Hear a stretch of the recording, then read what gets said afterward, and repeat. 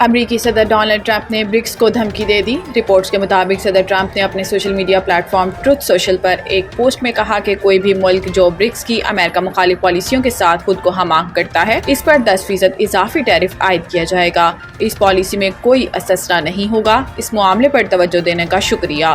صدر ٹرمپ نے اپنی پوسٹ میں امریکہ مخالف پالیسیوں سے کیا مراد ہے اس کی کوئی وضاحت یا تفصیل فراہم نہیں کی۔ یاد رہے کہ برکس گروپ کی بنیاد 2009 میں برازیل، روس، بھارت اور چین کے رہنماؤں کی پہلی سربراہی کانفرنس میں رکھی گئی تھی۔ بعد ازاں جنوبی افریقہ کو بھی شامل کیا گیا۔ گزشتہ سال اس بلاک میں مزید ممالک مصر، ایتھوپیا، انڈونیشیا، ایران، سعودی عرب اور متحدہ عرب امارات کو بھی رکنیت دی گئی۔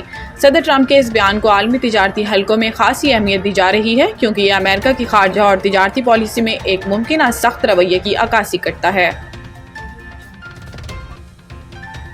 حوالدار لالک جان شہید نشان حیدر کا 26واں یوم شہادت مزار پر پھول رکھنے کی تقریب۔ اس موقع پر صدر آصف علی زرداری، وزیر اعظم Shehbaz Sharif, field marshal Syed Asim Munir, chairman joint chiefs of staff committee, سربراہ پاک فضائیہ انویل چیف اور افواج پاکستان نے حوالدار لالک جان شہید نشان حیدر کو خراج عقیدت پیش کیا۔ حوالدار لالک جان شہید نشان حیدر کے 26ویں یوم شہادت پر غزر میں ان کے مزار پر پھول رکھنے کی تقریب ہوئی جس میں commander force command northern area major general Syed Imtiaz Hussain Gilani بطور مہمان خصوصی شریک ہوئے۔ اس موقع پر چاق و چوبند دستے نے حوالدار لالک جان شہید کے مزار پر سلامی دی۔ ISPR کے مطابق 7 جولائی 1999 کو حوالدار لالک جان نے کارگل جنگ میں دشمن کے حملوں کو بہادری سے پسپا کیا۔ اس جنگ کے دوران لالک جان شدید زخمی ہونے کے باوجود مورچے پر ڈٹے رہے اور جام شہادت نوش کیا۔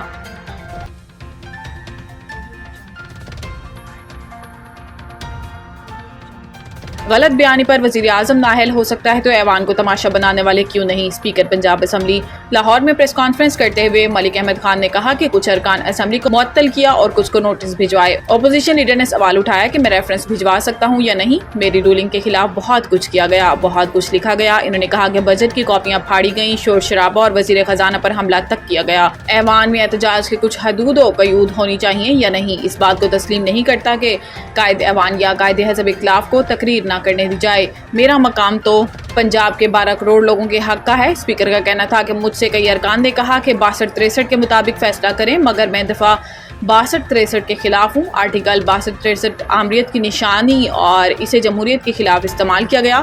میں اپنی آئینی اختیارات سے 1 انچ بھی آگے نہیں بڑھوں گا۔ دوسری صورت یہ تھی کہ آرٹیکل 148 کے تحت فیصلہ کیا جائے۔ اسپیکر نے کہا کہ PTI کی ساری جمہوریت نون لیگ کے خلاف ہے۔ مجھے اپنے حقوق کی پاسداری کے لیے ممبران نے 63(2) کے لیے درخواستیں دی۔ میں کسی کے خلاف نہیں، اسمبلی کی حرمت کی حفاظت کر رہا ہوں۔ میں سیاسی آدمی ہوں اور میری بنیاد کسی کی نااہلی پر نہیں کھڑی۔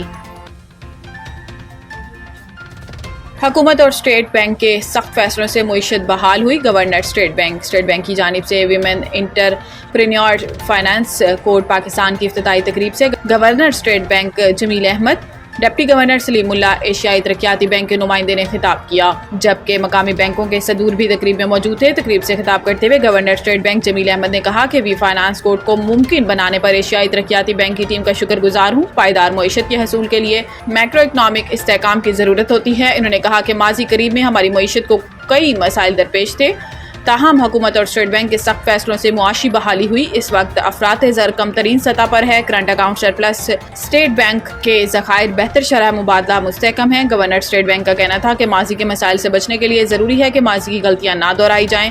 ہمیں اس موقع سے فائدہ اٹھا کر پائیدار معیشت کی جانب گامزن ہونا ہوگا۔ انہوں نے کہا کہ مجھے خوشی ہے کہ ADB وی فائنانس کوڈ کو سپورٹ کر رہے ہیں۔ وی فائنانس کوڈ پروگرام کے تحت $50 کروڑ قرض فراہم کریں گے۔ پروگرام کے ذریعے لاکھ خواتین کو قرض فراہم کریں گے۔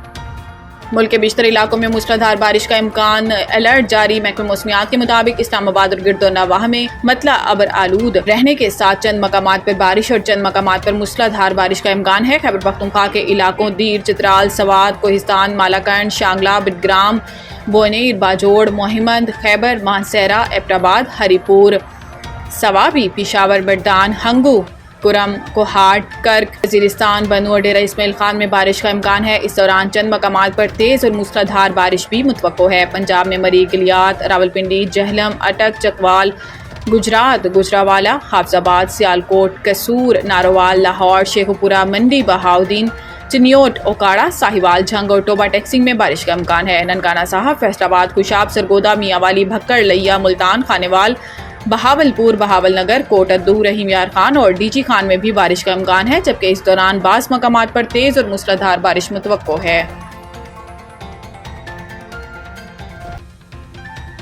वियान मिल्टर को किंग बाबर कहकर तंज क्यों मारा, क्रिस वोक्स ने वजाहत कर दी। क्रिस वोक्स ने मुईन अली के साथ एक प्रोग्राम में किंग बाबर वाले कमेंट पर खुलकर बात की। इन्होंने कहा कि अफ्रीकी क्रिकेटर की इंस्टाग्राम पोस्ट पर किंग बाबर मजाक के तौर पर लिखा। सारे फैंस वियान मिल्टर को किंग बाबर के नाम से छेड़ते थे। जनूबी अफ्रीका लीग में वियान मिल्टर के साथ खेल चुका था। क्रिस का कहना था कि वियान मिल्टर और बाबर आजम के दरमियान पाकिस्तान में टेस्ट सीरीज के दौरान तलक कलामी के बाद पाकिस्तानी फैंस जज्बाती हो गए थे। मिल्टर को पाकिस्तानी फैंस इंस्टाग्राम पर किंग बाबर लिखकर छेड़ते थे।